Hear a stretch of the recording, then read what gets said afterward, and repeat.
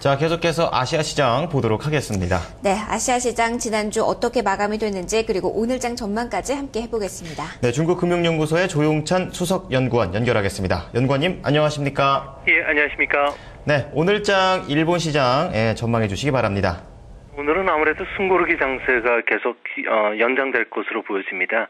기초 지표가 지금 과열이 되어 있는 상태고요. 특히 미국의 FOMC 회의를 앞두고서 달러 약세, 엔고가 재현될 가능성이 높다는 점도 아무래도 주가에 좀 부담이 되는 그런 모습입니다. 환율 흐름이 바뀔 경우에는 14일 선물 옵션 만기를 앞두고서 재정 거래가 청산될 수가 있는데요. 재정 거래에 따른 현물 주식 매수 금액이 무려 2조 2,027억 엔 정도 됩니다. 1년 9개월 만에 가장 큰 규모고요. 여기에다가 통화 선물 시장에서도 투기 매수에 의한 엔화 매도 물량이 한계 수준까지 쌓여 있다 그럽니다. 이번 주 FOMC 외에도 EU 정상회담 그리고 일본의 단칸 지수가 발표될 예정으로 있기 때문에 아무래도 이런 이벤트 결과에 따라서는 한순간 물량이 쏟아질 수도 있는 그런 상황입니다. 자동차, 전기, 해운 같은 투자 위험이 높아진 그 업종을 중심으로 해서는 경기 매물이 출회될 것으로 보여지고요. 대신 외부 환경에 좌우되지 않는 수용주라든지 내수 관련 재료주 쪽의 그 주가 탄력은 좀 좋지 않을까 생각이 됩니다. 네, 이번 주에 일본 3분기 GDP라든지 일본은행의 단칸 지수와 같은 주요 경제 지표가 발표가 되는데요. 이 경기 회복의 신호가 될 수 있을까요? 네, 아직까지는 경기 회복의 신호를 찾을 수는 없을 거로 보여집니다. 오늘 일본의 그 3분기 실질 GDP가 발표되는데요. 작년 동기 대비해서 연율로 마이너스 3.1%까지 하락할 것으로 보여집니다. 수출뿐만 아니라 민간 소비, 설비 투자가 모두 감소함에 따라서 경제 활동이 크게 위축될 것으로 보여집니다. 화요일 날은 엔터 증가율이 발표되는데요. 전년 대비해서 플러스 2.3%로 10월과 별반 그 변동이 없을 것으로 보여집니다. 특히 그 10월달 기계 수주 같은 경우에는 전월 대비 플러스 0.2%로 예상이 되고요. 도매 물가 지수는 전년 동월 대비해서는 마이너스 0.9%로 예상이 됩니다. 특히 이번 금요일날 발표되는 기업들의 최강 경기를 알려주는 일본은행의 대기업 제조업 단칸 지수 같은 경우에는 해외 경기 침체로 수출이 줄고 있고요.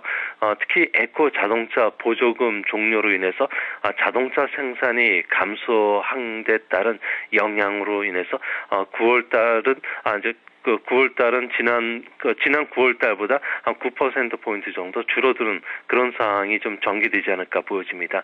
비지조 지수도 6%포인트 정도 악화될 것으로 보여지고요. 이 때문에 내년도에 그 해외 경기가 빠른 회복이 힘든 만큼 다음 주에 열리는 일본은행의 금융 정책 결정회의에서는 추가 완화책이 발표될 것으로 보여집니다.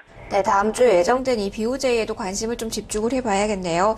중국 쪽으로 넘어가 보도록 하겠습니다. 일요일에 지표들 상당히 많이 발표됐습니다. 산업 생산이 예상보다 큰 폭으로 올랐는데요. 이러한 지표들 오늘장에서 어떠한 영향 미칠까요? 아무래도 경기 회복세가 뚜렷한 만큼 투자 심리를 개선시킴에 따라서 상승 흐름을 조금 이어가지 않을까 보여지는데요.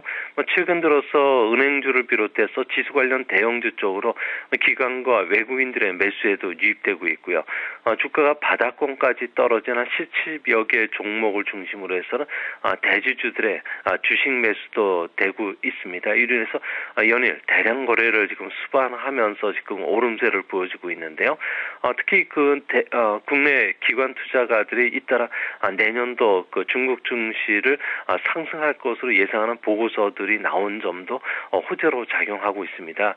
정책적인 측면에서는 시진핑 서기가 농촌 문제라든지 도시화 추진에 강한 의지를 지금 드러냈고요.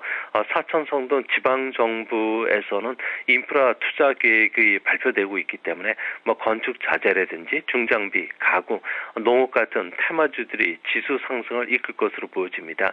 국가발전개혁위원회가 대기 오염 대책으로 앞으로 350조 원을 투입할 것이라고 밝힘에 따라서 환경 관련 테마주들도 부각이 될 수 있을 거로 보여집니다.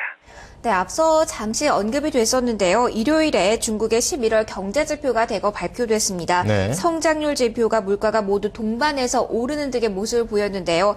뚜렷한 경기 회복 신호가 이제 장기적으로 이어질 것으로 봐도 무관하겠습니까? 네, 장기적으로 이어지는 거에 대해서는 조금 좀 불투명성이 있는데요. 아무래도 중국에서는 여러 가지 경제 지표로 보면은 4분기에는 7.8% 그리고 내년 상반기까지는 8.3%까지 올라갈 것으로 보여집니다. 하지만 하반기부터는 경기 회복세가 좀 꺾일 것으로 보여지는데요. 이는 차기 지도부의 재정 정책에 대한 구체적인 청사진이 좀 발표될 내년 가을에는 아마 3중전회가 열리는데요. 이때 아무래도 중국 정부 입장에서는 과잉생산 시설에 대한 통폐합과 같은 개혁 조치에 나설 수밖에 없는 사항입니다. 상속세라든지 부가가치세, 공직자의 재산 공개와 같은 세제 개혁도 일어날 거고요. 또 임금 인상뿐만 아니라 부동산 억제제 와 같은 내용들이 좀 발표될 것이라고 합니다. 이뿐만 아니라 최근에 지방 정부의 투자도 늘어나면서 정부의 채무가 GDP의 60% 정도 육박할 것으로 보여지기 때문에 하반기부터는 투자 규제에 나설 수밖에 없는데요. 이렇게 되면은 아무래도 수출에 의존하는 내년 경기 회복도 좀 어려운 상황이고 과거처럼 투자가 성장의 기여도가 높지 않기 때문에 아무래도 하반기부터는 성장률이 좀 꺾이지 않을까 그렇게 보여집니다. 네, 연구원님 오늘 말씀 감사합니다. 예, 감사합니다. 네, 월요일장 아시아 증시를 미리 들여다봤는데요. 중국 증시와 같은 경우에는 좀 경제 성장률이 7.8% 전후가 예상돼서 올해 정부 목표치인 7.5%를 사괴할 것이다라는 긍정적인 재료가 나왔다는 점 체크를 해봤습니다. 자, 월요일장 아시아 증시 미리 살펴봤습니다.